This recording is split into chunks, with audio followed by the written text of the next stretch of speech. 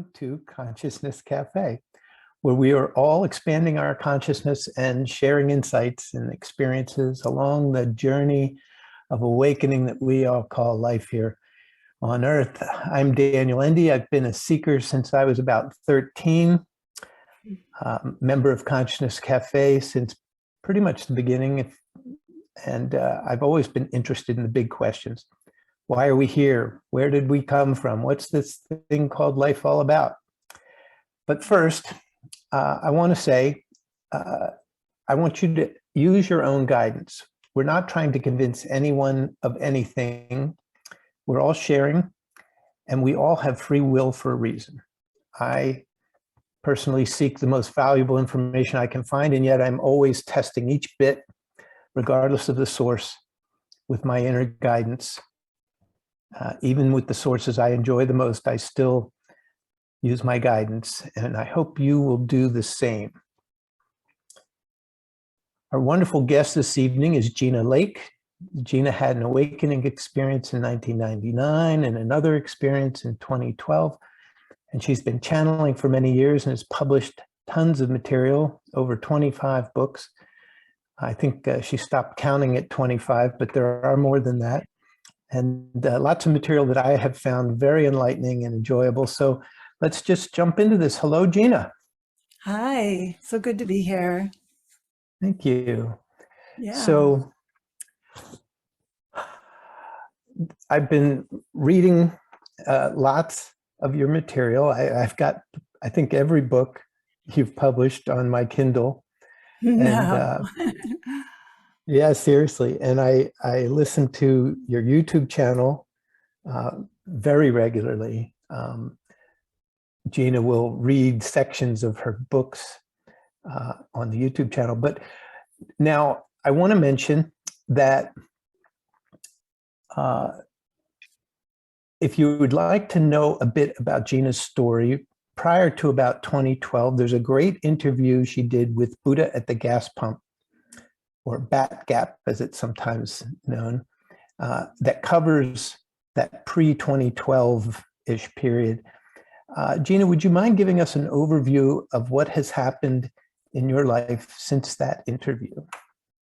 Sure. I'd like to just back up just a little bit and also give you just a real brief summary of what happened before that too, since that was so significant. In 1986, when I was only 35 years old, I started channeling just spontaneously.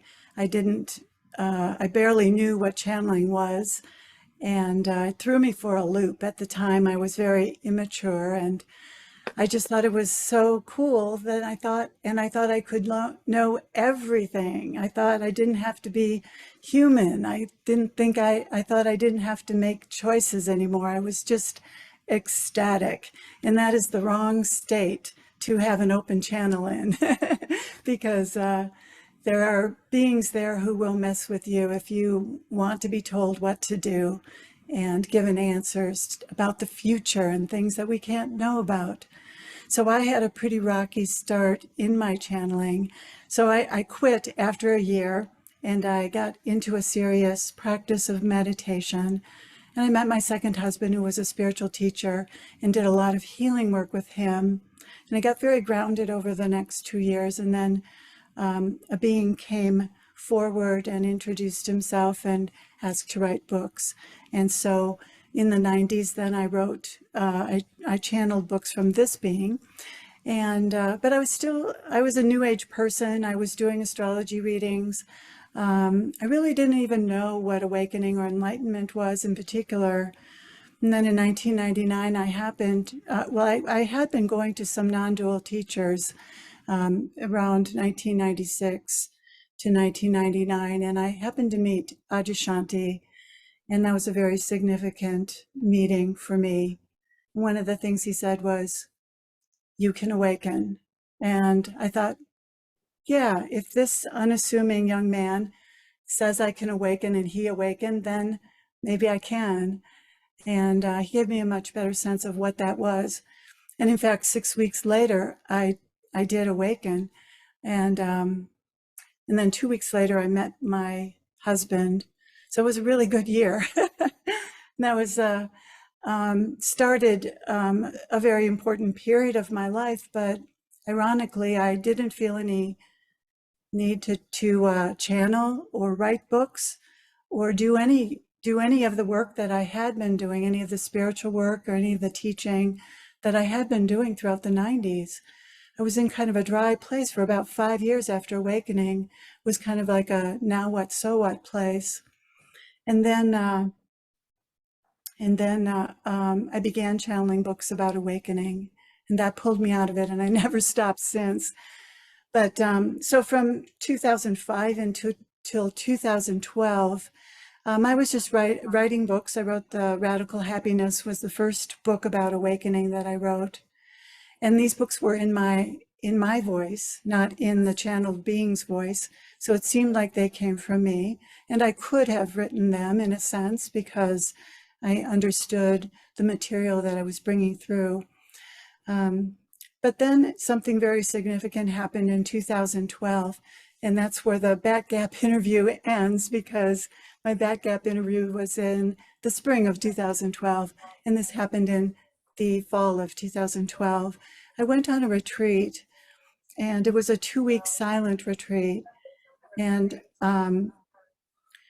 I had a really big shift during that.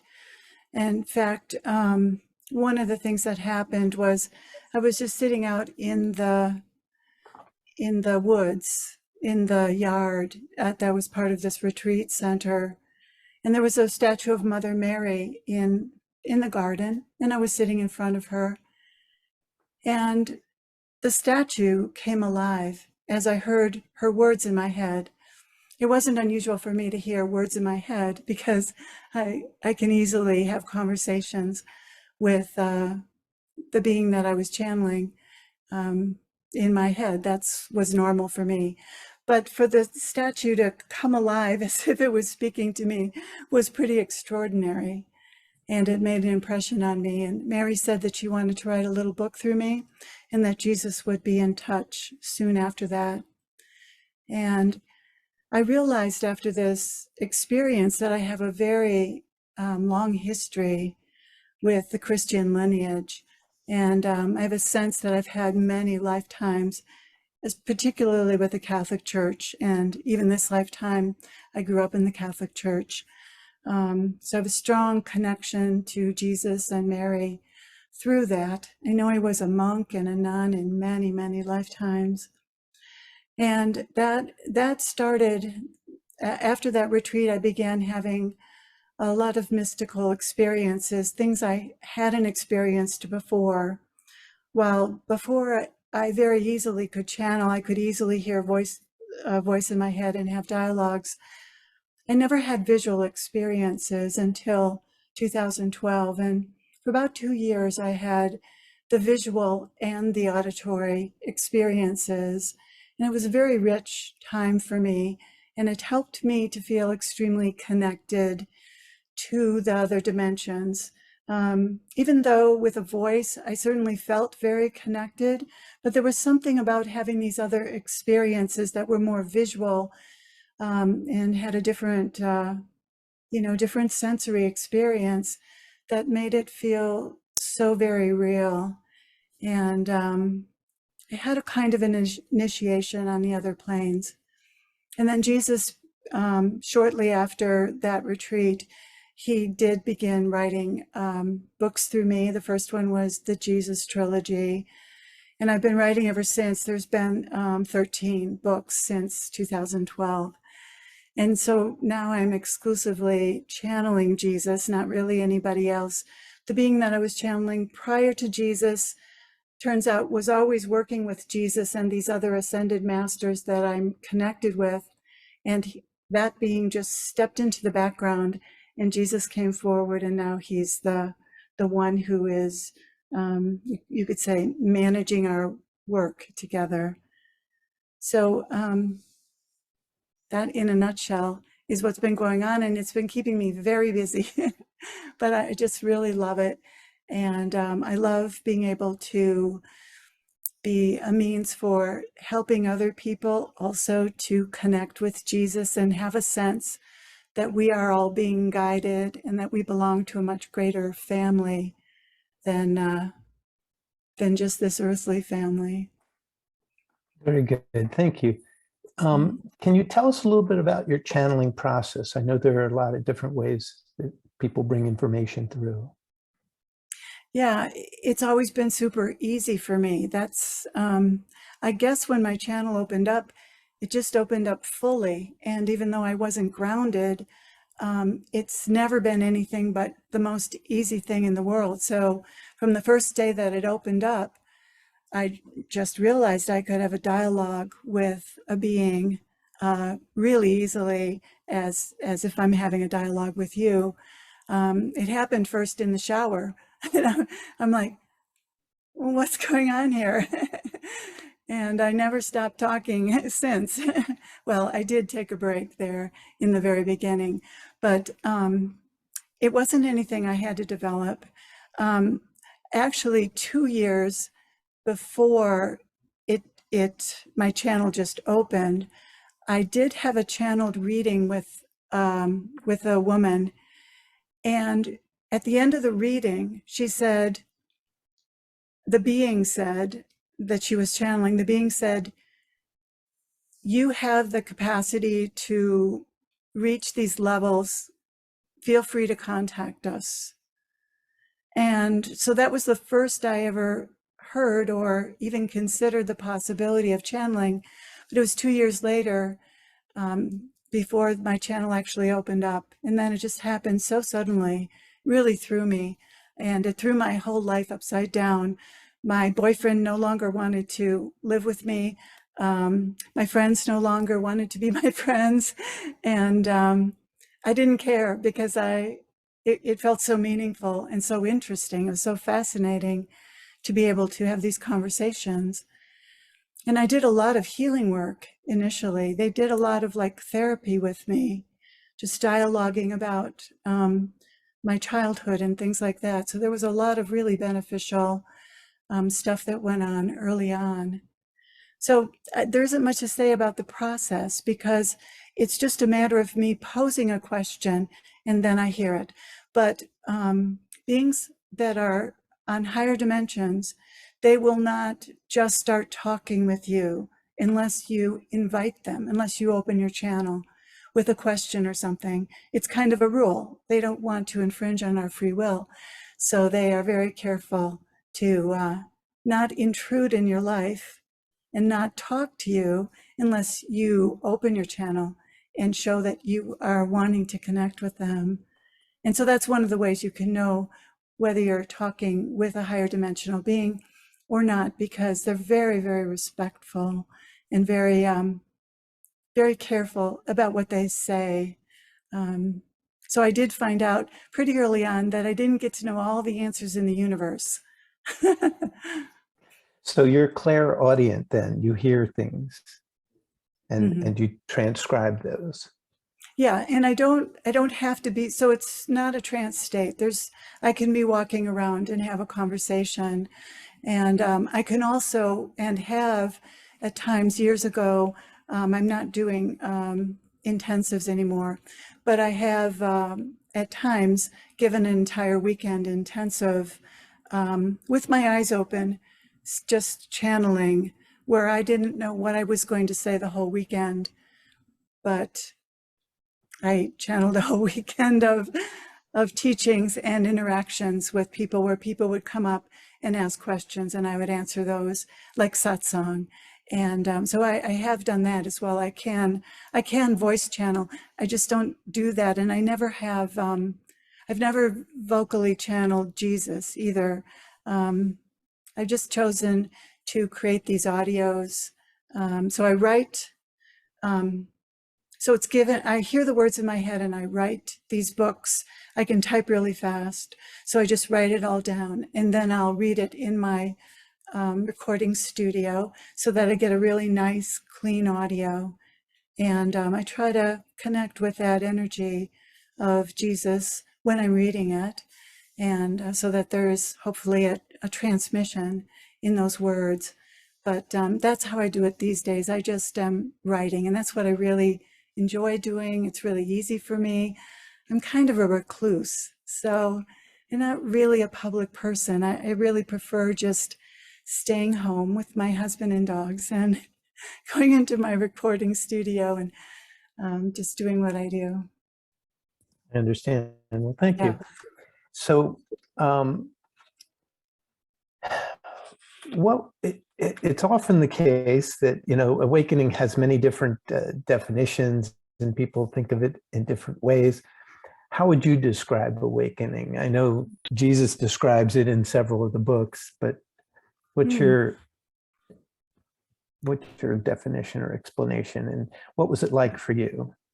Yeah, that's a really good question. Um, Awakening was the most momentous thing that happened in my life because the shift was so dramatic and permanent. I've often described it as like the costume or like the costume just falling away. And I felt like the person that I used to be was a pile of clothes on the floor that I just sloughed off. And there I stood just without all of that, without all of the I'm not good enough or whatever it is that I was carrying around with me.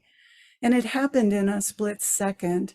It happened actually in an intensive on a Saturday long intensive. It wasn't with Ajashanti, but someone else. And it actually happened during a dyad where we had a partner and we were asking the classic question, who are you? And so my partner asked me, who am I?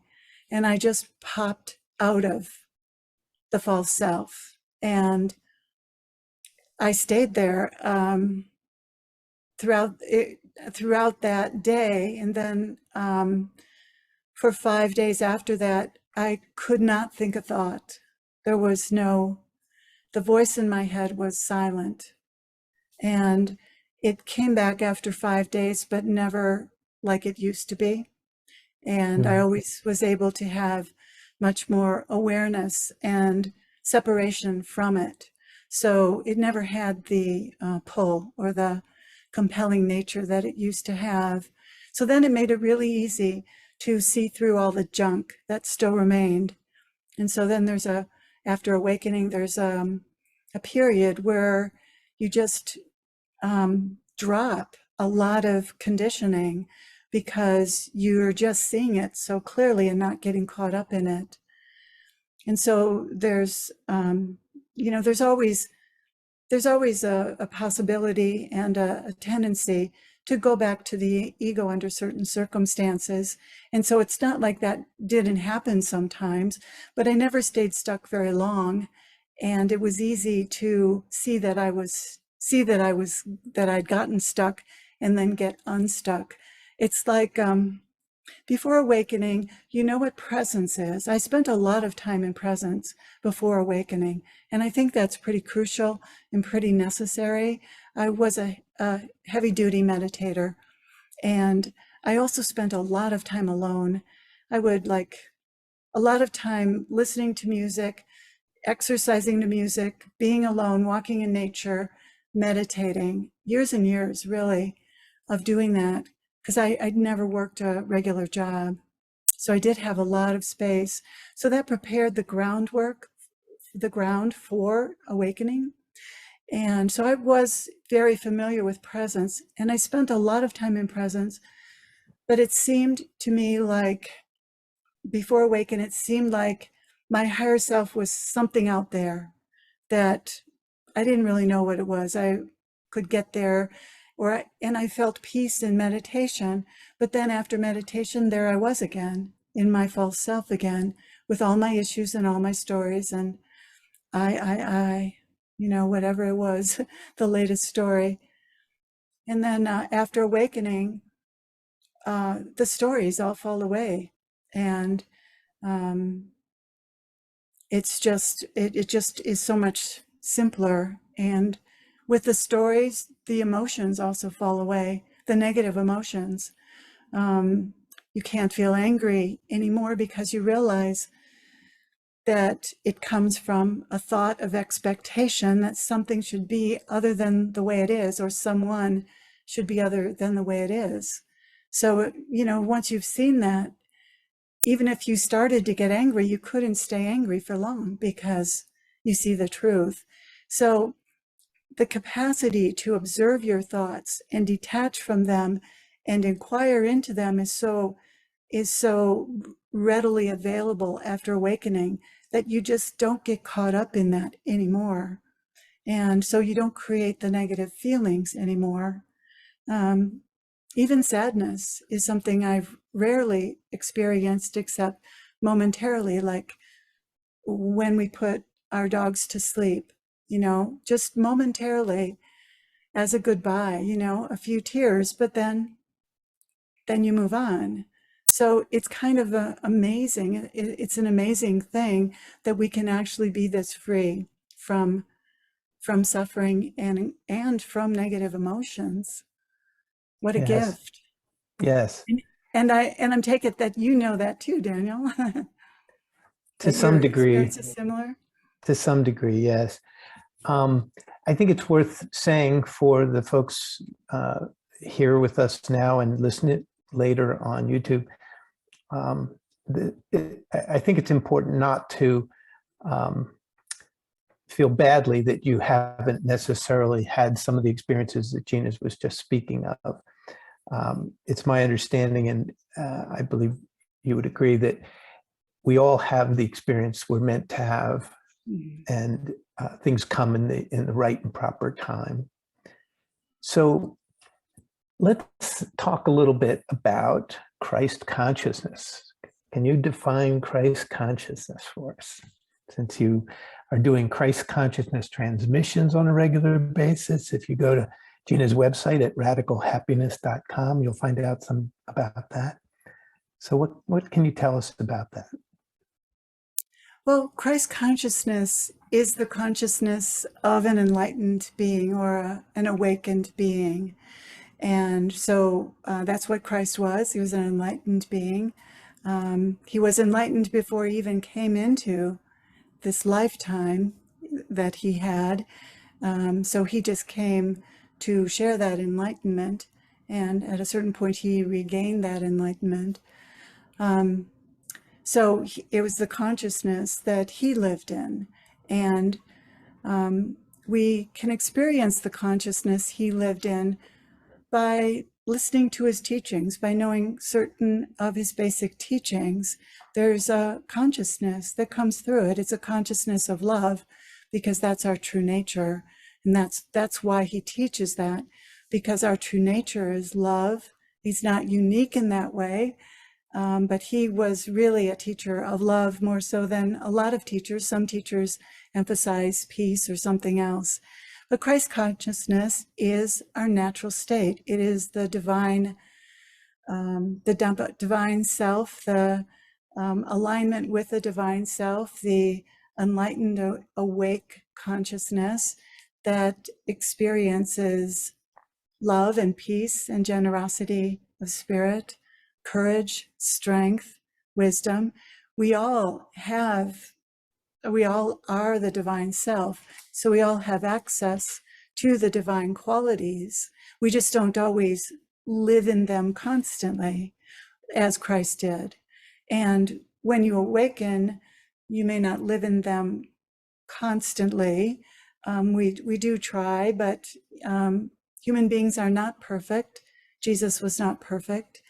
And so we don't live in Christ consciousness perfectly every moment, but it is a potential in every moment.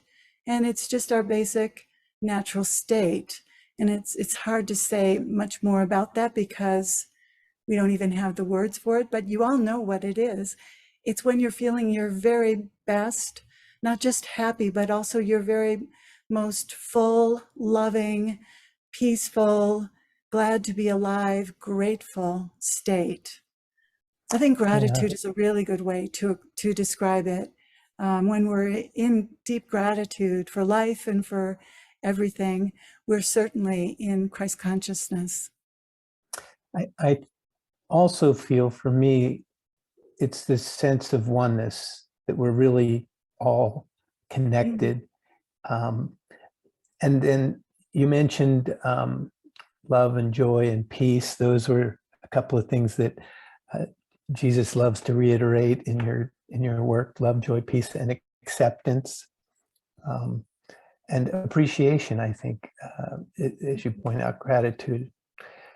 That's lovely. Thank you. So I like what you added too. That's important. now you describe yourself as a non-dual teacher. What can you help us understand non-duality? Well, Adyashanti is the non-dual teacher. My husband's a non-dual teacher. The non-dual teachings are what I came to from the New Age teachings and discovered what awakening was. Non-dual means oneness. It's the oneness teaching. It's the highest truth. It's what the mystics have experienced. It's what all of the religions in their esoteric teachings touch upon, that we are all one, that we're all the same. And this is what the mystics experience. This is what it can experience to one extent or another after awakening. And I think that deepens over time after awakening. I don't think I experienced oneness very strongly at first after awakening, like I do now, but I know there's much, much more that I could experience in that regard. The non-dual teachings are, I think that before I came to them, when I was interested in the New Age teachings, what I realized is that when I met Adyashanti and he spoke for a while, what I realized is that the New Age teachings I had been following were much more about getting a better me, which is fine. There's a place for that. And being a better person and getting a more positive mind and having a more successful life and being learning to be more loving and getting along better with people is all really important. But what the non-dual teachings are about is not about getting a better persona or better character. It's about moving beyond the sense of yourself as a character. And so that's really profound. And the way that you move beyond your sense of self as a character is you get out of the voice in your head. You step out of that voice in your head, which creates the whole sense of you as a character. And so once you're able to detach enough from the voice in your head, you experience that you are the divine self, that you are God, you are divine in essence, and that you can be an instrument for that divine energy in the world. You can speak it and you can act it. Instead of being moved by the voice in your head, which is the ego, to do your life, you are moved from the divine self to do your life. And so there's much more of an emphasis on that, on just being presence or being consciousness, being the divine self is what the non-duality is about. It's about experiencing that which is the same within all beings, the oneness in all beings, and living as that, embodying that. So that's different from just, learning to be a better person and getting your thoughts straight, having positive, clean thoughts and healing the mind. It's different. It's not about getting a better life. It's about experiencing yourself beyond the false self and then finding out what is the life the divine self will create through you.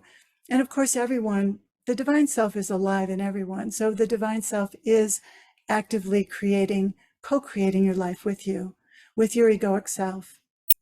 But as you awaken and become more detached from the voice in your head, you can align more strictly with that divine self and less be less involved with the egoic self. And it's just not of interest to you anymore. Mm. Yes, for me, it's also getting some distance between judging and seeing things as good or bad, or being more unified in a sense. Now, we were talking about Christ consciousness, and some folks, some of the various wonderful sources that are out there, largely on YouTube for me, that's where I get a lot of great material. Some have been asked about the second coming, and a number of them say the second coming is more of us awakening. It's not Jesus coming back, it's all of us awakening, or many of us awakening. Can you say a few words about what that means to you? Yeah, I agree. I think the second coming is a raising of consciousness that's happening on the planet. I think there are a lot of souls who came into bodies, especially after World War II, who came here to help raise the consciousness on this planet, knowing that we were going to be in pretty dire straits at some point. And so I think there are a lot of souls who didn't even have to come here, perhaps, who already, I think that's why there are a lot of non-dual teachers and the people who are awake, because they actually were awakened before they came here, but they volunteered to come here and lose themselves in the human condition and reawaken to that awakeness. And that's why it's easy in some cases for some people to awaken. They already know that, or they've already, on some level, are familiar with that awakeness, and they just need a reminder from a teacher, from teachings, to wake that up inside of themselves. And so, yeah, I think it's more and more available to people, because there are so many more people who are living in an awakened consciousness, and that energy of awakeness then gets presented through transmission in the world, through video. Fortunately, the transmission comes through video. So it's a way that the higher consciousness can catch on fire fairly quickly. So I think it's definitely the case. Jesus is not coming back in a second time. And why would he want to? Why would that wouldn't even be, that doesn't make sense, does it? I mean, what would happen to him? Yeah. He doesn't want to repeat that experience again. we This tried is a to better do, way to do it. yeah, I joke that he'd be camped out on the steps of the Vatican this time, and I won't go down that path. So you mentioned that when you originally began channeling and you were open, that there are some beings who in your books you refer to as tricksters and con men, and or maybe that's Jesus referring to them. I'm not really sure, but this coincides very much with my understanding that you mentioned that the positive beings, I'll call them that, they respect free will, and they don't come to us unless we ask for their presence, ask for their assistance in various ways, although, and then the negative ones, they'll kind of insert themselves whenever we give them even the slightest opening, it seems. I want to say a few words about that. Yeah, I think it's important for people to understand what's out there. I didn't understand it, and it caused a lot of problems for me. But it's not just higher dimensional beings that channels speak to. If you're not fully developed channel, or if you're not grounded, if your heart isn't pure in a sense, if you're egoically driven and your channel opens, then you're likely to connect with lower astral beings who are either dead people or negative entities who are not very evolved, not very connected to love, and just toy with human beings. They're con artists, they're jokesters, tricksters. Well, they're like the con artists on the earth plane. I mean, there are people who do that, and there are beings on the lower astral who do that. And they, for whatever reason, it's hard to understand why they do that, but the negative entities, they gain a certain amount of power in their realm amongst their peers for messing with human beings and bringing people who hold a lot of light down. You know, that's really a coup for lower negative entities. Right. If they can bring somebody who potentially is a teacher of the truth or a channel for the truth, if they can bring them down and corrupt that person, that's a big coup. And that this is happening with some people. There are some channels who think they're channeling even Jesus or other high dimensional beings, and maybe they have channeled those high dimensional beings in the past, but they may not be channeling them consistently or any longer. And the higher dimensional beings, if you're the channel and you lower your vibration, you won't be able to reach those higher dimensional beings anymore. And they'll step aside, and a lower dimensional being will come in instead and pretend to be that higher dimensional being. And unfortunately, this happens. And that's essentially what happened to me that initial year. It was very confusing because sometimes I was in touch with higher dimensional beings and they would give me all this wisdom. And therefore, I trusted my channel because I was getting all this good stuff. Then they would step aside because either I needed the lesson or I was too ego involved. They would step aside, and the lower dimensional beings would tell me what my ego wanted to hear. They would tell me what I wanted to hear about the future. They would, this is a funny thing. One of them said, well, you're the best channel in the world. And I laughed, and he said, well, somebody has to be. And I thought, yeah. So, you know, they can say things that are pretty convincing if they're things that your ego wants to hear, right? We're kind of pushovers when we're complimented or flattered and so on. And so that's one of the things they do, is they flatter you and they tell you things that you want to hear about the future, particularly. And the higher dimensional beings rarely will tell you about your future. They support you and say kind things to you, but it's not flattery in the same way. So, yeah, this is one of the things I'm always very careful about is to keep an eye on my ego, because it, I think, is one of the most challenging things we have to deal with here. It's ever present and very challenging, very challenging. And so when you have these tricksters and they get an opening,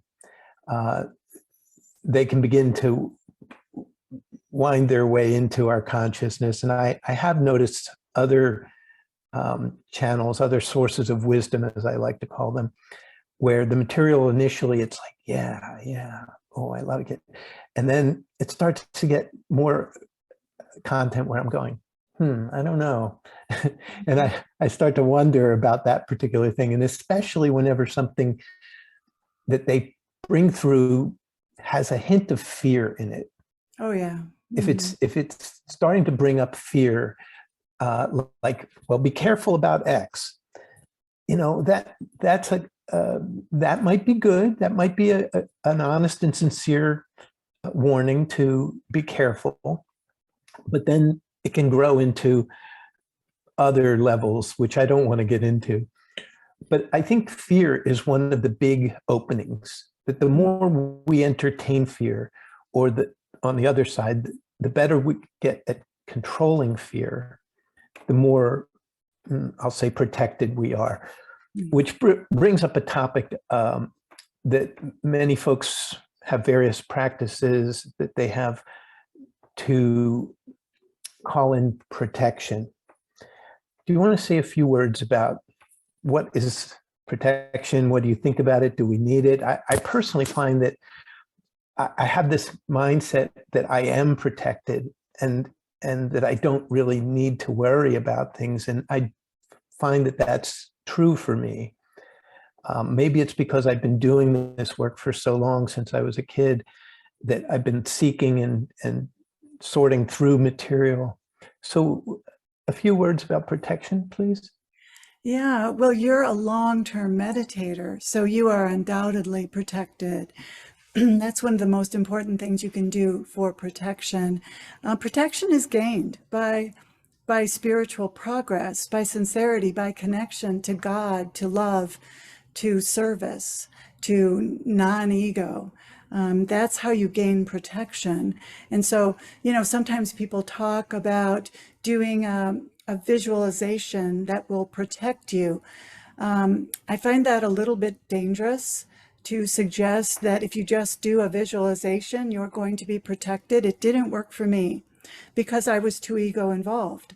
You have to be pure of heart. You have to be positive. Your vibration has to be high in order to be protected. And so if you have a tendency to be negative, if you're fearful, if your ego's involved, you're not necessarily going to be protected.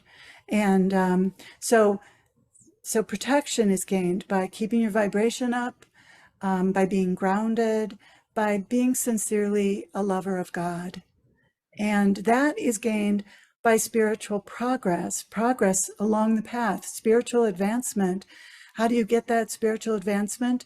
Through meditation, through practices. It's so very important that people do meditation and other practices.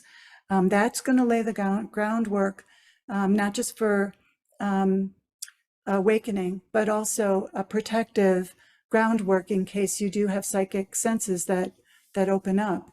And without that foundation, you might awaken and then lose that awakening, because that happens too. Sometimes people have an awakening and they can't really stick with it. It doesn't stick because the ego is still too strong. So how do you weaken that ego? You weaken it through meditation. Meditation is so important because it changes the brain. Where the default is a certain brain state, and you can't get away from that default just by snapping your fingers or overnight. You have to develop another default, and you do that through meditation. Meditation creates a pathway to that other state of consciousness, so that you learn how to live in that other state of consciousness, and then you can safely have psychic gifts open, and you can't be corrupted. But before you have that groundwork, messing around in psychic things is a little bit dangerous.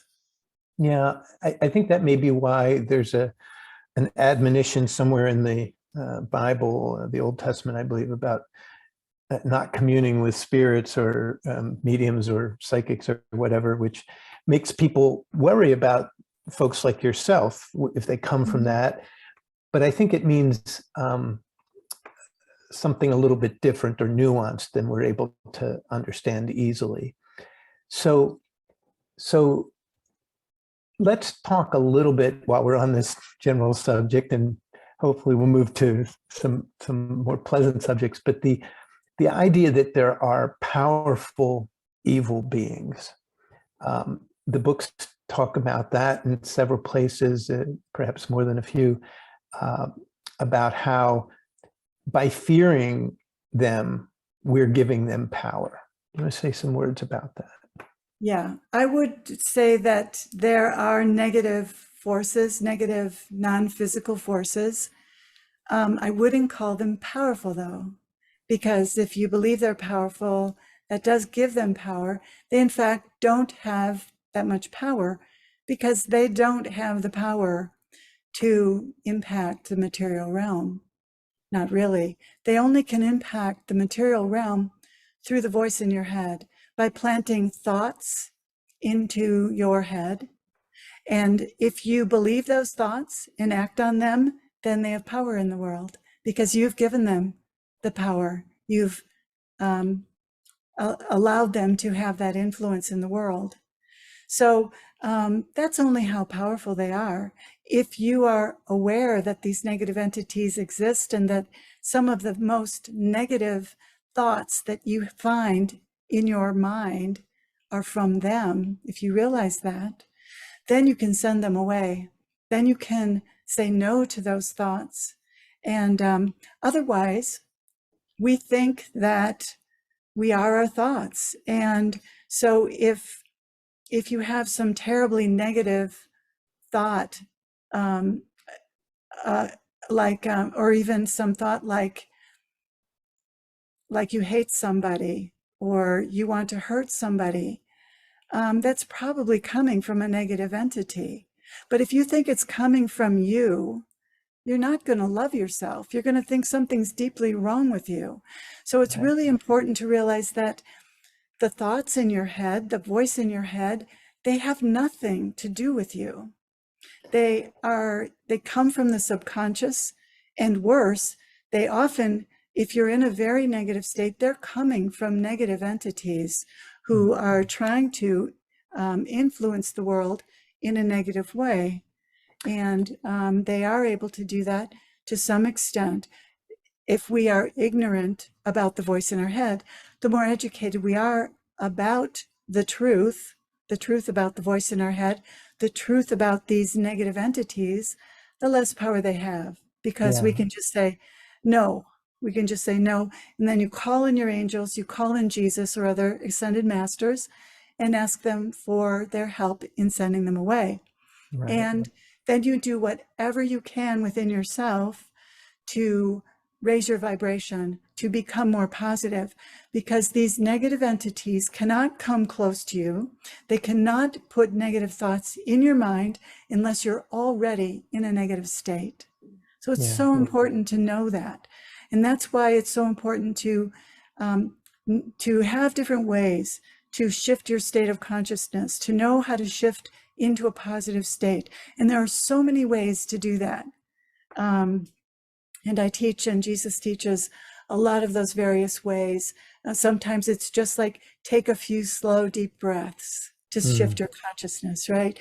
Just stop and get out of your mind. Because the only problem is the negativity in your mind. If you're not involved in that, right, there's just life. Yeah.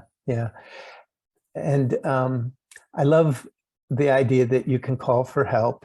I sometimes teach that this world, there are good people, there are not so good people, there are good neighborhoods, not so good neighborhoods. And I believe it's similar on the other side, at least in certain parts of the other side. And when you have a negative orientation, or you're allowing fear, or you're too wrapped up in the identity that you are your thoughts, that opens you to these issues. One of my favorite teachers is Emanuel Swedenborg.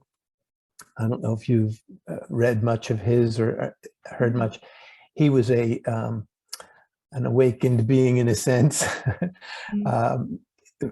back in the 1700s, and he began to have extensive dreams, and then he began to have waking visions, and then they would take him on tours of the spiritual realms, and he came back and wrote a great deal of material. And he was shown how some of these negative beings will hang around somebody and try to influence their thoughts. And that's very coincides very strongly with the material in your books. And that's why I say we are not our thoughts. You really got to de-identify and understand. I say we're the awareness that is able to realize that we're thinking. And I use this analogy, I mentioned it to you when we were speaking before this, of mental gardening, that I treat my thoughts and my brain as a garden, and I try and plant pleasant ones and pluck out the unpleasant ones. But that doesn't mean you never have unpleasant thoughts. Yeah. They will crop up for whatever reason, who knows? And then it's more like, oh, yeah, there's one of those. Do some mental weeding. No matter how good your garden is, you will have weeds from time to time, and you got to keep maintaining it. So I think that's a wonderful analogy. And I love the idea of calling for help. It's like, I call it the spiritual police. You know, if you're in trouble and somebody's trying to break into your house, you call the police, right? Mm-hmm. A few words. Well, and another thing, another attitude we can have towards these negative non-physical beings is compassion, because they misunderstand life. They don't believe in love. They're lost to love. They've gone so far away from love, they don't even believe it. In fact, they believe that love is dangerous to them, that love, if they go into the light or go towards love, that it will kill them. And so they misunderstand. So we're doing them a favor by calling in the angels and calling in the ascended masters. Angels are the ones actually who do a lot of this clearing. So angels, that is part of their work. So you call in the angels and you ask them to send them to remove them and take them to the light. And sometimes they go, sometimes they don't, but they at least will leave your vicinity. But, you know, they need to understand they're lost. And so they need to understand that they're lost. And so we can help them move on by telling them, you're not welcome here. You need to leave. And you need to go with the angels. So be gone, be gone. You're not welcome here. But sending them love as well. I do believe Yeah. that's a wonderful thing, is to, Swedenborg speaks to the fact that he was given a chance to, with one of his guides, speak to some of these negative entities. And they're like, hey, this is our thing. We like it. Why should you be telling us not to have this experience or not to do these things? And so I think by protecting, the most protective thing we can do is to be loving. And that's really the central teaching of everything that Jesus brings through, is just to be more kind, compassionate, and loving, I would say. Yeah. So that's kind of a natural protection. Exactly. Compassion is a wonderful antidote to every negative feeling. And compassion comes from your divine self. So when you draw on your compassion in relation to a negative entity or in relation to a human being, then you have maintained your higher vibration. You're staying in your high vibration and not letting that entity or that person bring you down. So compassion is the thing you can pull out of your pocket to when other people around you are in ego. Have compassion for them. It hurts to be an ego. It is not pleasant to be an ego. So you have compassion for those who are in ego, and that way you don't get sucked in to that resonance, because that tends to happen, doesn't it? When we're around egos, it tends to bring out egos, and so it's a challenge. But compassion is one of the ways that we can maintain our higher state of consciousness by just appreciating that it's really hard to be human, and that person is having a hard time who's involved with their ego, and it isn't personal if they're attacking you or whatever it is they're doing. Right, right. Now, I believe that all that we're doing, besides learning to be more loving, really is helping each other in one way or another. We help each other positively by, taking care of something that somebody needs help with, or help each other learn things, sometimes by being a challenging partner, Mhm. creating a difficult situation occasionally. And I like to think about it that way. When I'm having a difficult situation, it's like, okay, thank you very much for helping me learn patience or whatever, Yeah. whatever is going on. I try and be thankful in those situations as well. But Mm. I think that giving each other compassion, being loving, being forgiving, all that, it's about healing. Mm. It's about healing. And there's so much to be healed. Can you say a few words about healing? Well, healing does come from alignment with your divine self. It's the divine self that heals. It's compassion that heals, acceptance that heals, patience, kindness, love, either from another person like a therapist who holds that energy of compassion and love and acceptance and kindness, or you can hold it for yourself.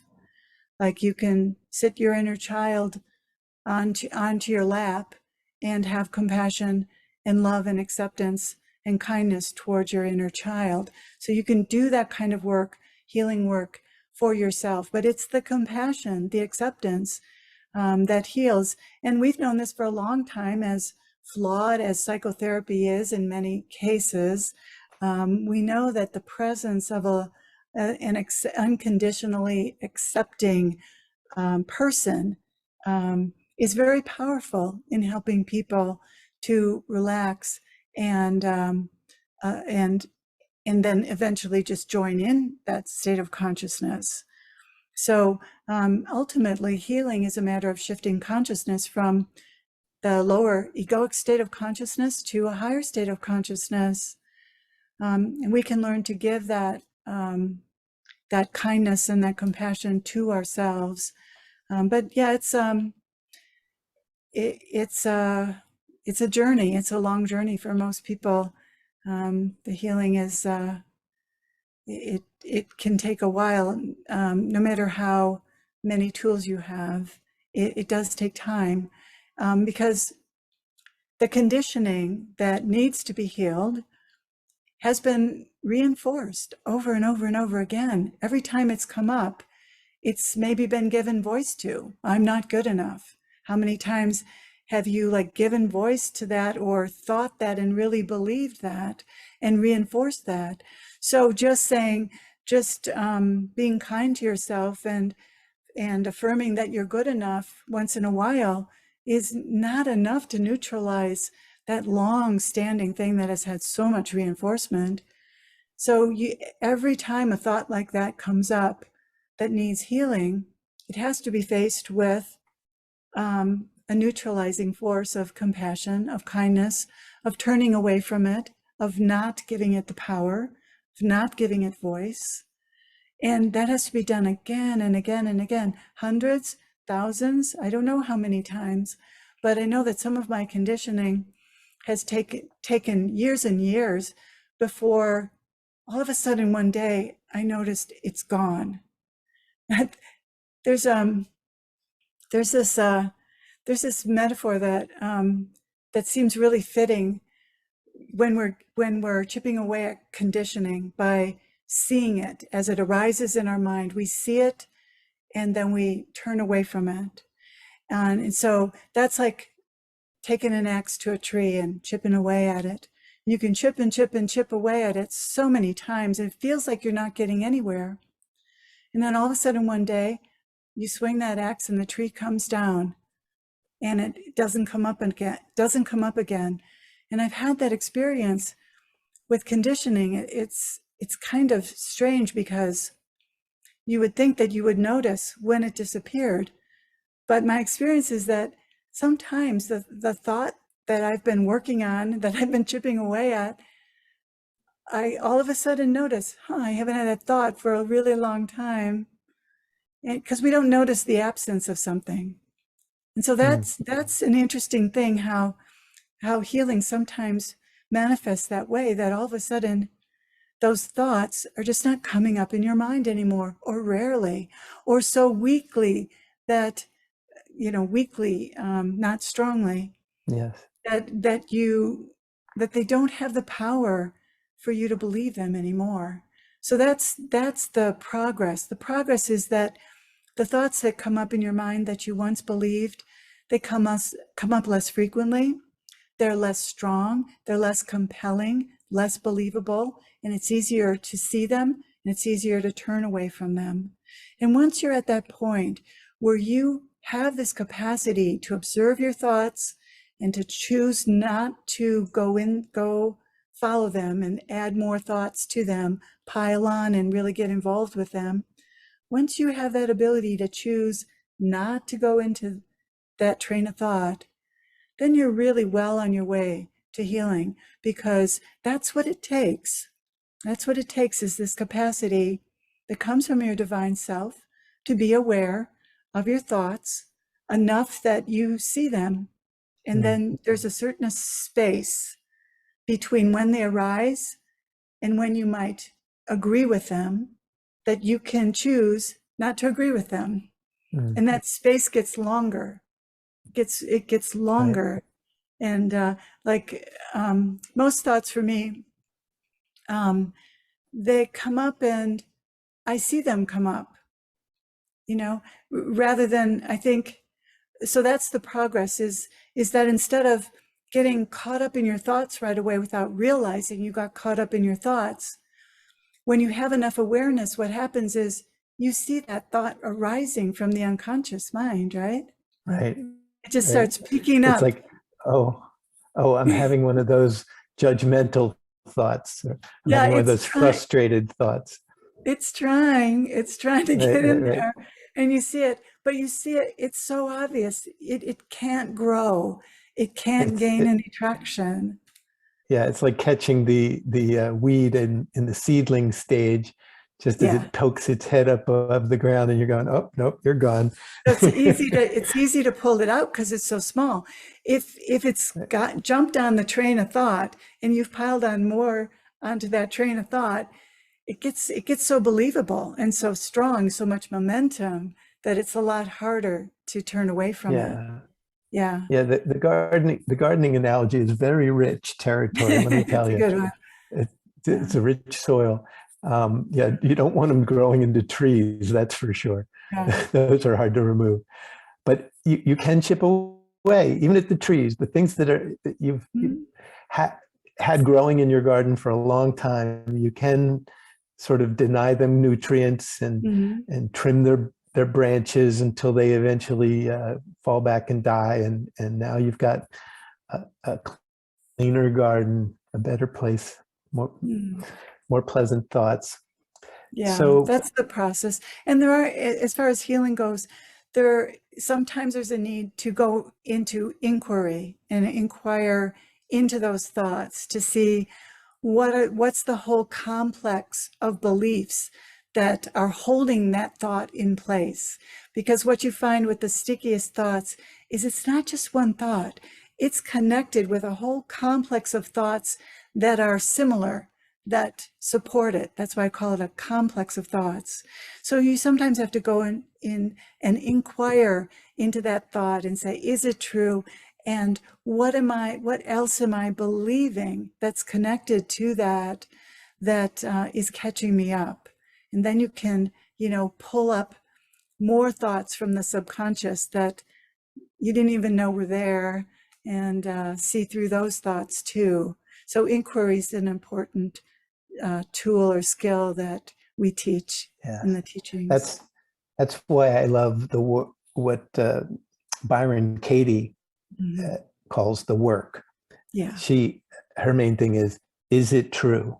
Is taking a thought that's bothering you or whatever's going on and saying, is that true? And if you examine things closely enough and you get to the root, to the bottom, you realize, no, really, I can't say that's true. And I love the teachings in your books about beliefs and how beliefs are the things that these thoughts arise from. We adopt a belief and then we're reacting to the world instead of being present for it. Somebody says something harsh to us and we feel threatened. Well, not necessarily true, right? They're having a tough day or they're being frustrated by something. Mm. In some of my work, I do a little bit of customer service type things at events, and you get somebody who's upset about a seat or a situation that they're not happy about. And one of the most amazing things, so I had this thought today. When we're speaking, it's usually the ego. And when we're listening, it's usually the heart. Mm. And people need to be heard. And frequently that's the secret to good customer service, is hearing what somebody's trying to say, but not just the words, not the emotion, but what's underneath it. And what's underneath it is they need love. Yeah. Yeah. Of course. Yeah. Yeah, Byron Katie's done a wonderful service in presenting the work. I mean, that is the basic. It's so basic and it's fairly simple, but you have to do it. You have to be willing to look at those thoughts. Yeah, so much of the teachings that we've brought through, Jesus and I, are analyzing the kinds of thoughts in the thought stream and poking holes in them, seeing how they aren't useful. And so, it's actually when you really start examining that thought stream, you start seeing that there isn't a really useful thought. And how do I know there's no useful thought? Because I don't pay attention to my thought stream anymore. And guess what? I don't need it. So I know. I'm not just saying, it's not theoretical.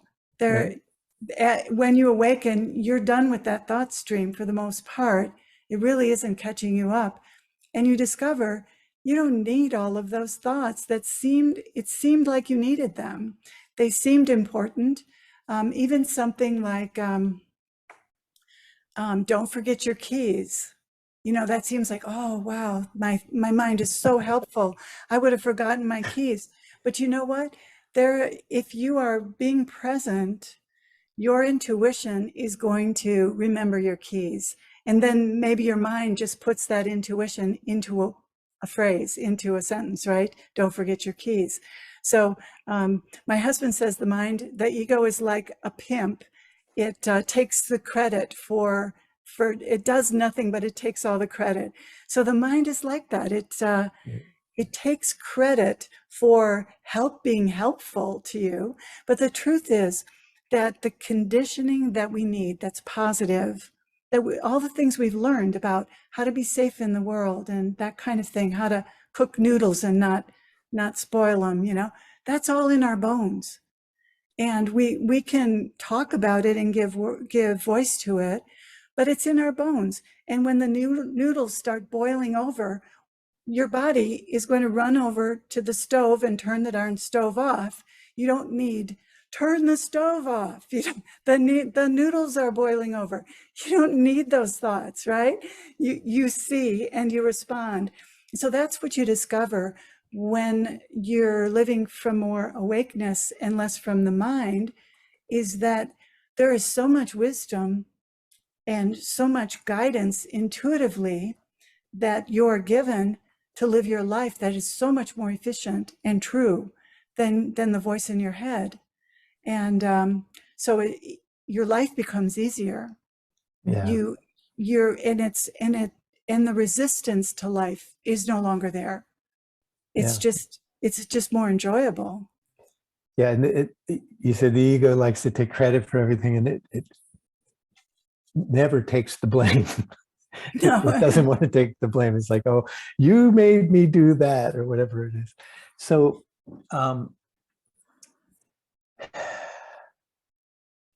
let's talk a little bit about grace. What is your understanding of grace?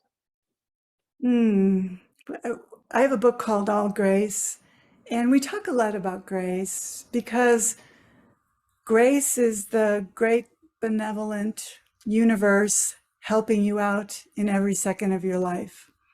Grace is the presence of God in each of our lives. It's what guides us and supports us and protects us and shows us the way, and it brings us opportunities, and it brings us people. You know, the beings on other dimensions are the facilitators of grace, the facilitators of God. That's what they are. They're mediators. They give the guidance. They create the opportunities. They arrange the meetings with helpful people. Grace is constantly operative in our lives. And the more we live from our intuition, the more easy it is to see this, that it isn't that we have to do it all, or that we are creating it all. On the contrary, you know, we aren't. We're co-creating, and sometimes we do create something sort of independently of the divine's will, but the divine will is letting us create that, if that's the case. Otherwise, we wouldn't even be able to create that. So I'm always saying that thy will trumps our own free will, but the divine will is happy to co-create in a lot of ways with us. And gives us a great deal of latitude to make mistakes, Yes. if you will, and sometimes very egregious mistakes. But that's one of the teachings of Swedenborg, is that everything works out for some positive benefit, or it would not be allowed. It is not allowed to happen if there isn't some positive benefit at some point for the creation. So to me, grace is the idea that it's all good, that everything leads to goodness, or what Swedenborg calls divine providence. That there's a divine goodness underlying everything, even the challenges that we go through. And in this world, virtually every one of us has had some challenge or another. And I look at my challenges and I see how they've helped me in so many ways. You know, it's like the glass half full or half empty. You can look at your challenges and the difficulties and focus on the empty part, the difficult and challenging part. You can look at the benefits that they give you. So in the teachings, there's a fair amount about thy will, going with the flow. And please tell us a little more about your perspective on going with the flow of the divine river of life. Okay. That's the alternative to being bossed around by the voice in your head. Because essentially, when people are feeling all stressed out and hurried, they're in the egoic state of consciousness, and the voice in their head is pushing them to hurry up, do it faster. You have this and this and this and this to do, and running through the to-do list over and over again, and creating all this stress. And you can get things done that way, but there's not a lot of pleasure in getting things done that way. But we sort of think that that's how you do it. You know, well, isn't that what everyone is doing? Isn't that how everyone accomplishes things? But no, there's another way. If you aren't listening to that pushy voice in your head, you find that you can be very busy still, but the timetable isn't set for what you're doing. The to-do list isn't so set. It's more flexible. Like, I have a sense of what I'm going to do in a day. I might have some appointments. I might have some goals that I hold lightly, but I don't know if I'm going to actually get to all of those. I don't know when I'm going to do them necessarily. And so being in the flow is a matter of allowing your own intuition, allowing your God self to determine when you do something and if you do something. So, and what you discover is that the divine self is extremely responsible. And sometimes it runs me ragged. I'm, you know, pretty busy doing things, but I'm doing it with a lot of love and enjoyment and non-resistance. So if I give you the example of cleaning my house, what I discovered is that what works, doing my house in the flow means that I do what's in front of me, and I might clean one room in a day and nothing else. And the next day I might clean the bathrooms if I feel moved to clean the bathrooms. All of a sudden it's like, oh, time to clean the bathrooms. Time to do the dishes, time to do that. You know, it arises in me to do what needs to be done at a particular time. Kind of surprises me. Like I maybe didn't plan on cleaning something, but there all of a sudden I'm doing it without any resistance to doing it. Whereas if I had a to-do list and I said to myself, you need to clean the house this morning, then I'd have a whole back and forth within myself about, I don't want to do it, and might complain or whatever. That would be the way maybe I used to do it. But living in the flow, being in the flow, and not being involved with the voice in your head, there's this just really interesting thing that you learn to trust, where what needs to be done just arises to be done. And some things get put off, other things that you didn't think of doing end up getting done.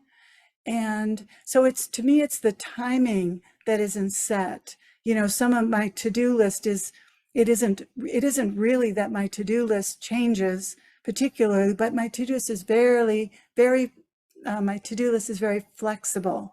It's, you know, I don't hold it rigidly. And several years ago, what Jesus said to me, do everything with joy. When you stop being in joy, stop doing what you're doing. And that was a hard one for me because I do love my work, but I would push and push to write a book. You know, I'd get it done really quickly. A little, you know, and some of that was pushing still, because I don't know, it's because I do love it, but there's still some level of, you know, of pushing. So then I've eventually just kind of learned to stop when I feel that pushing, because it does make me crabby if I do that too much. So I stop and just wait until I feel more joyful about doing it again. And it's so interesting how much gets done under those circumstances. The divine is extremely efficient and effective. Yes, yes. And the ego's going, what about me? Yeah, I yeah. can help. I can help. And we're like, yeah, I'm good. I'm good. Thanks. I completely agree. It's been my experience for sure. And I found my way to that mode of thinking through the teachings of Abraham through Esther Hicks, Hmm. which initially I was kind of like, well, I don't know if this makes sense. But I also love the teachings of Bashar through Daryl Anka. Hmm. And he teaches similar things that he calls it do what's most exciting. He uses Hmm. the word exciting, but Hmm. it's the same concept. It's like, if you're not enthusiastic about what you're doing, what other more enthusiastic thing are you inspired to do? And that inspiration, that excitement, that enthusiasm seems to be, you know, the higher self, the universe, God, the divine, whatever you want to call it, tapping us on the shoulder saying, this is the thing to work on next, you know? Yeah, It's crazy how that works. we're meant to follow our joy and follow our excitement. And sometimes though, what's best is to just stop and rest. Mm. And I don't think I could say this enough, because it seems so simple, but it's super important. As spiritual people, seriously on a spiritual path, we must make room in our life to just be, to be quiet, to listen, to meditate, to just stare out at nature, to sit in nature, to just be. We need space in our lives. Otherwise, that ego is just gonna, the ego's the doer. It is, it's what's going to push us to do. It pushes everybody to be active all the time. It doesn't want you to stop and rest and just be, because if you do that, the ego disappears. So, you know, its stick is to get you to be doing all the time. And then it's never doing enough. you're never doing it fast enough, you're never doing it good enough. It's got you in its grip. So stopping is really important. It's a way of shifting out of that consciousness and saying, now I'm just going to be, and we'll just see what arises in me to do or not do. Right. So let's talk a little bit about divine guidance, that guidance system we have that it's sometimes called feeling, emotion, intuition, but they all have different elements to them. I think that guidance, Abraham calls it the emotional GPS, that if you feel off, if you feel contracted, if you feel somehow less, that's a sign that something's off. And I think in your books, Jesus refers and says, think about it. What thought did I just have that led me to feeling that way? And then you can start to dig, you can start to uproot that weed. It's like, okay, what do I believe? What did I think? What caused that? And you can start to get to the bottom of it. And then you can feel a whole lot better understanding where those things are coming from, what's generating them. Do you want to say some words about that? Yeah. What is it that you wanted me to Divine guidance, divine guidance, how to tell if you're on the right track or not. I spaced out a little bit there. It's okay. How do you know if you're on the right track? The intuition, well, when we're on the right track, we feel good. We feel at peace. We feel relaxed. We feel expansive. When we're not, we're contracted. If we're ego identified, we're caught up in our egoic mind, we feel contracted, not at peace, not at ease, exhausted, confused. But when we're aligned with our divine self and following its guidance, there's just an ease about it. There's a relaxation. There's a sense of peace, a sense of joy. Certainly learning to tune into your intuition, it takes some evolution to develop the intuition to the extent that you are able to tune into it very readily.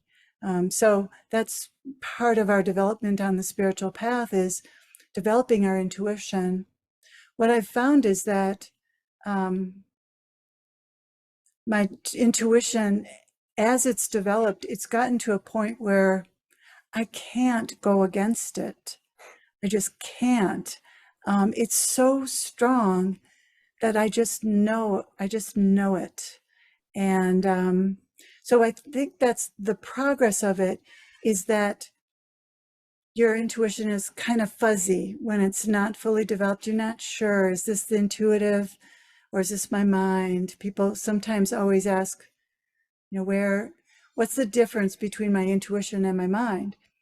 To me, it's pretty clear. The mind is thoughts. The intuition is not thoughts.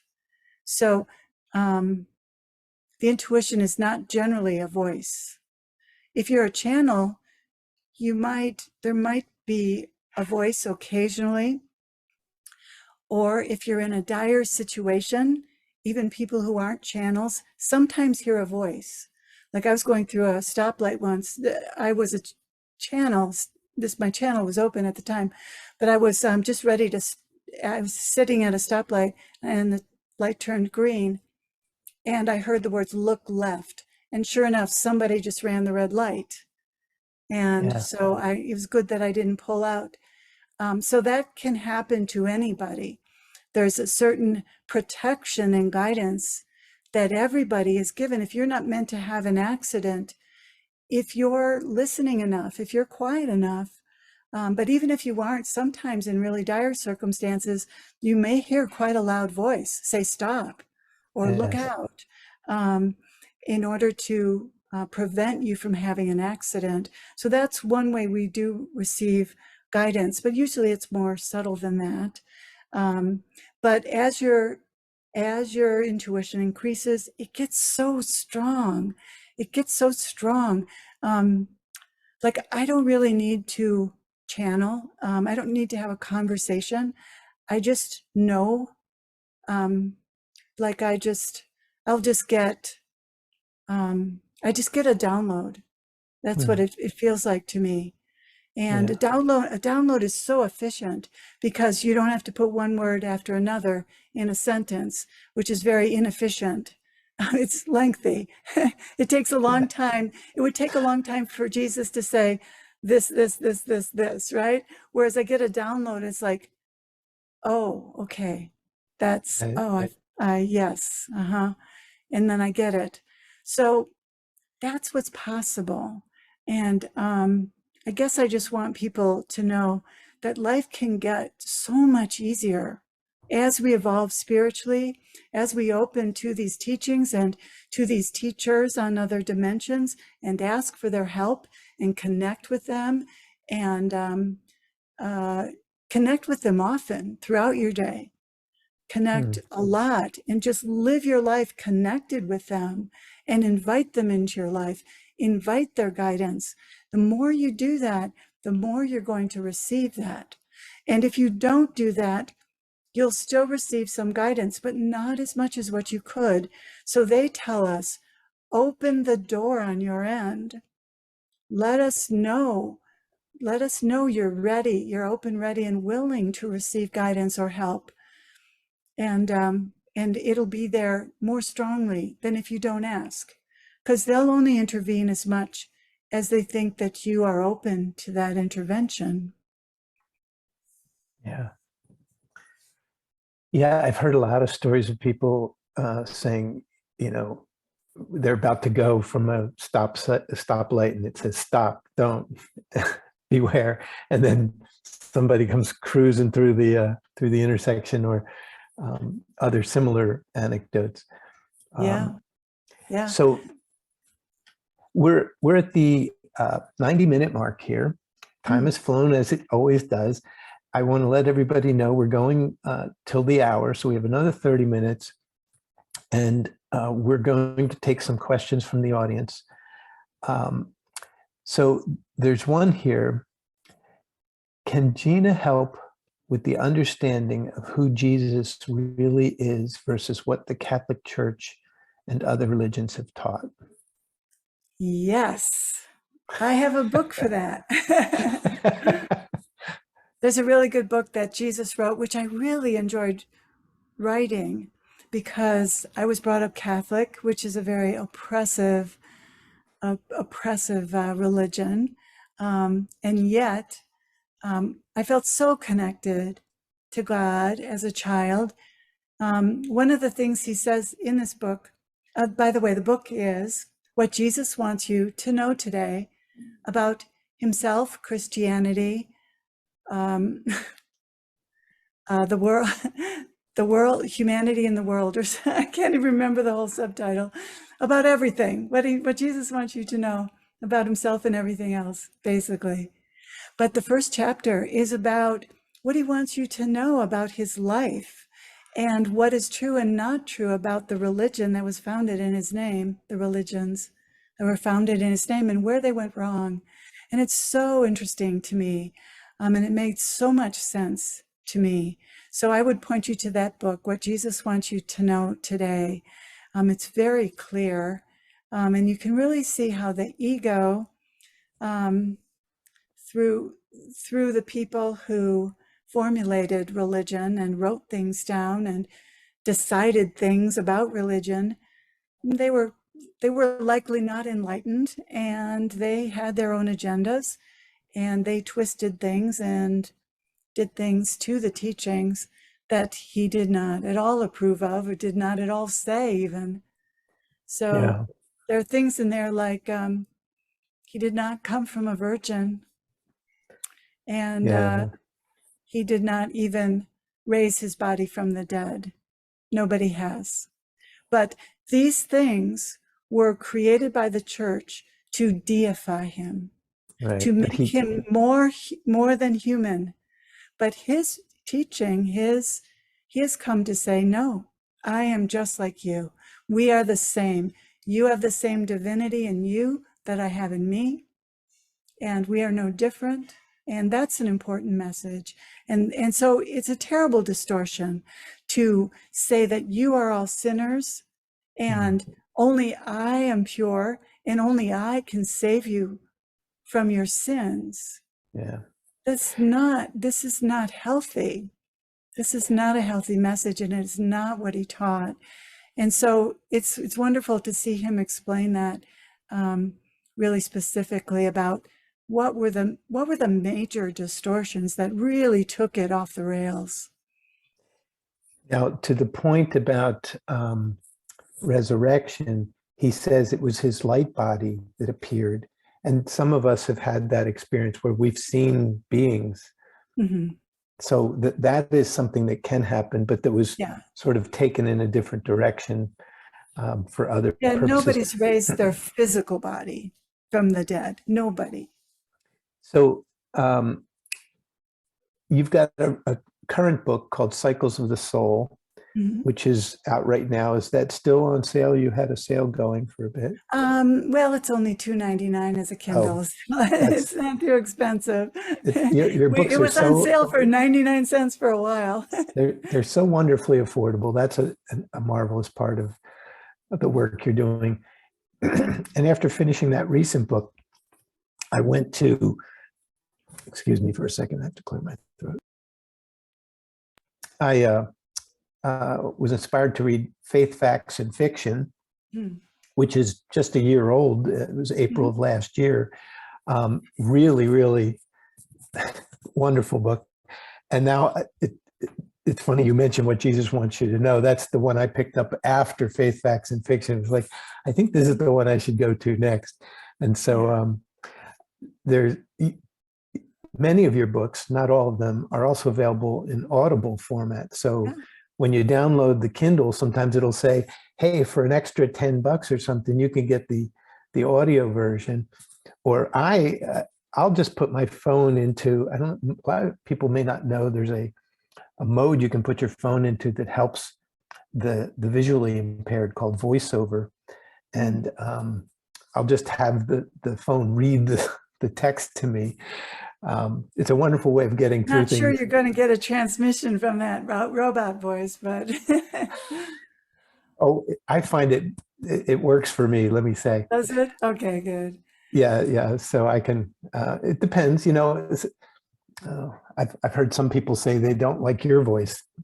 Sorry to tell you that, but I love your voice. I love your voice and your audios. And also my the audiobooks that I've narrated myself, which are a good part of the Jesus books. The first 4 Jesus books, I hired a wonderful male narrator who sounds like God. But then the last 9 books, I recorded myself, and those are available on my website too for $10 usually. So we don't have many questions. There's one here. Does ringing in the ears have anything to do with intuition? Have you experienced ringing in the ears? I don't really have any knowledge about that. Yeah. It isn't something I've asked about. I have a little bit of tinnitus. It's usually referred to, or tinnitus is another pronunciation. And some have said that it is a sign of a higher vibration. Okay, maybe not. Maybe it's just something else. And some people have it to a degree that's very annoying. I know that it can be unpleasant. Let's see, we've got a couple of additional ones. Let's see. It says, where do I type the question? And Mark says, right here in the chat, please. So let's see. We were talking about, so it's basically, I would say that the path of love versus the ego. If you allow me the word versus, which is kind of dualistic and judgmental, but the ego gets in our way. and love is accepting and flowing. The ego is trying to make things happen, and the divine self is letting things happen.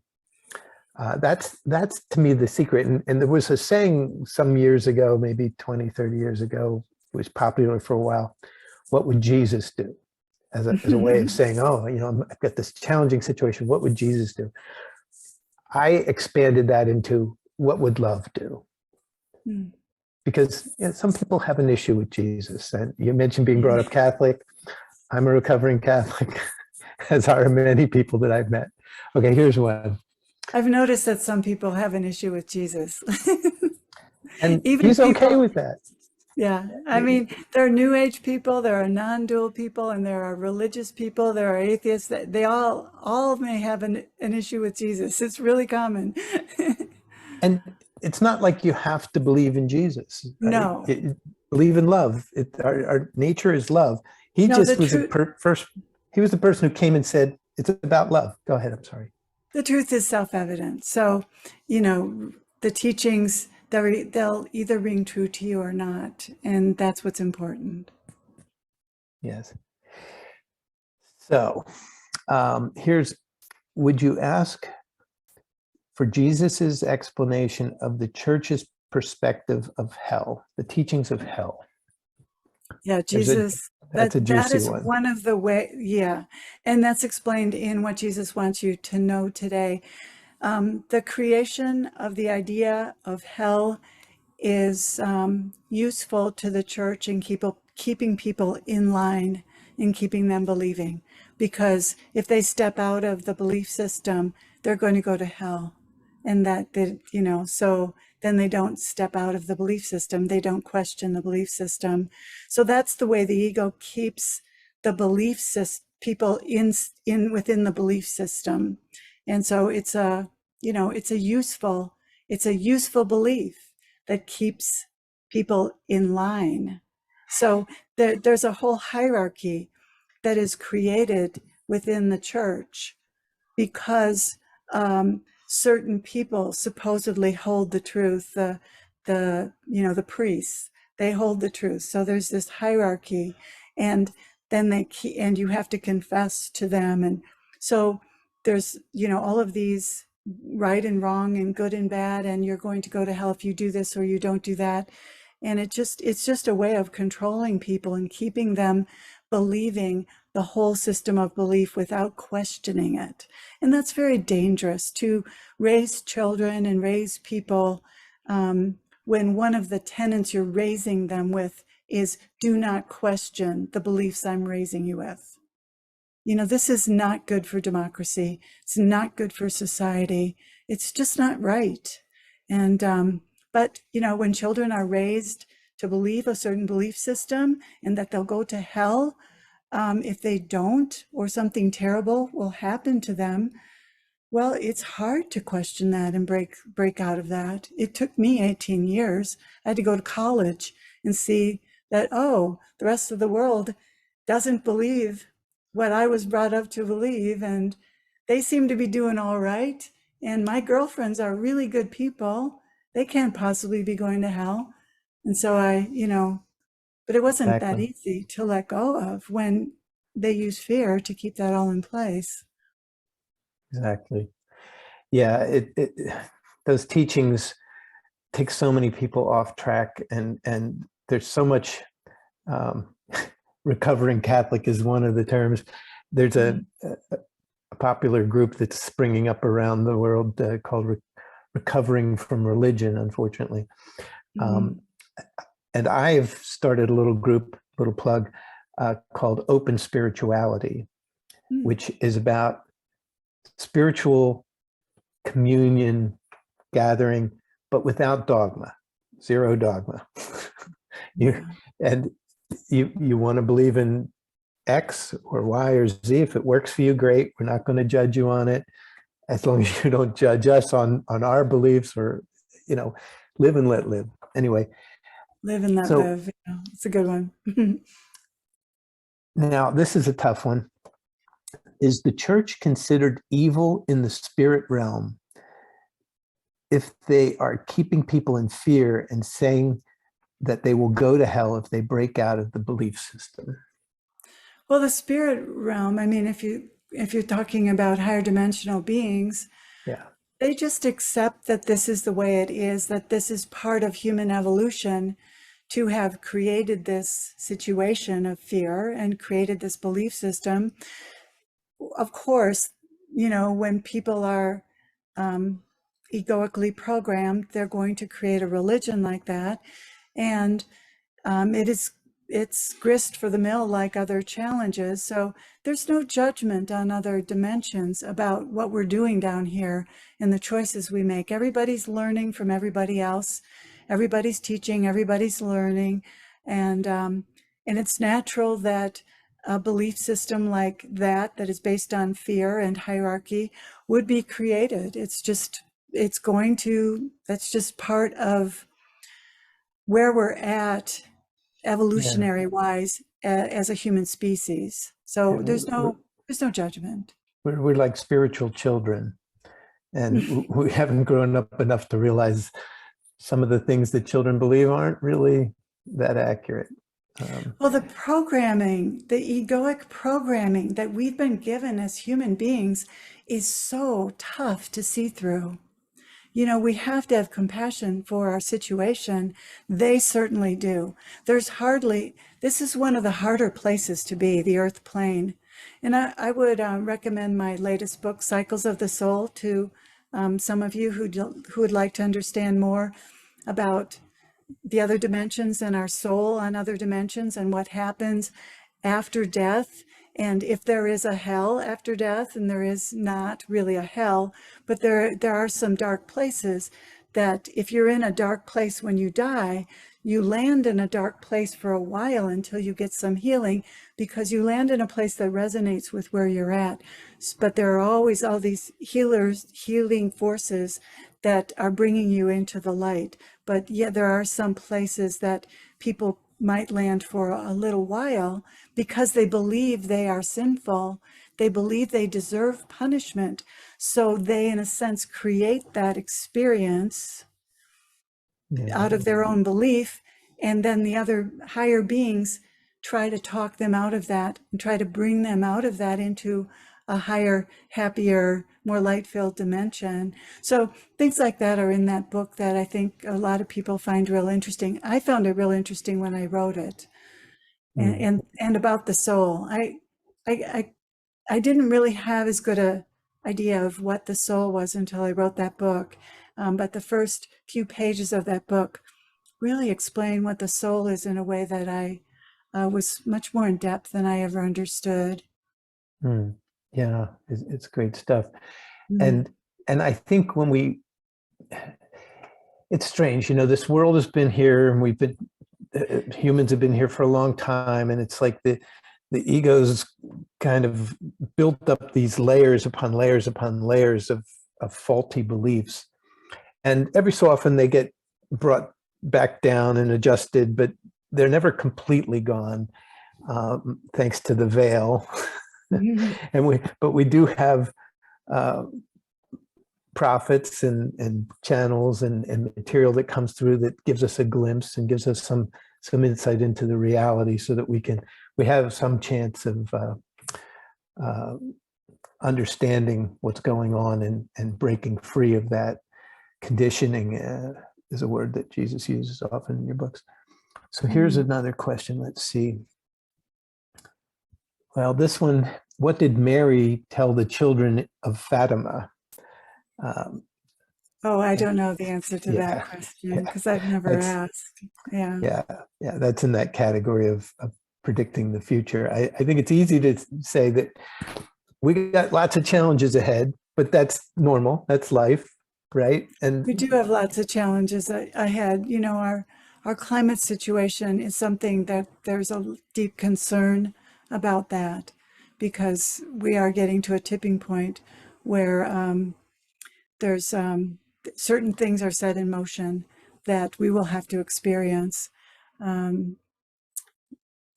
So there is some real concern about that. There's still time to ameliorate that situation, but yeah, I mean, our choices make a difference, and there has to be a certain amount of political will behind choices around climate and other things, in order to make some of the big changes that need to be made to have things work out better. But yeah, nobody really knows the future. It's not set. And so Yeah, that's something to be careful about in terms of believing what channels say about the future. I think you right, need to right, take all of that with a grain of salt about what's going to happen, because there are many possible futures, or some that are more probable than others. But we don't really yeah, know, and yeah, they're the first ones to say, well, we don't really know exactly how it's all going to play out, how the cards will fall.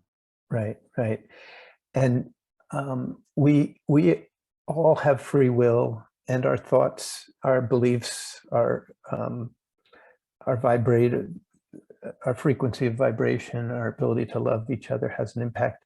Since we're on the subject then of the world situation and the climate, and we've got a ton of people here with us, uh, I want to take a moment and just send some love to the world. You know, Hmm.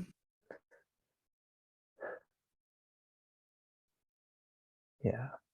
And I think that's what we're doing in general. Is, you know, Jesus mentions in another one of the books about that there are a fair number of us who come from higher realms to this world to help raise the vibration.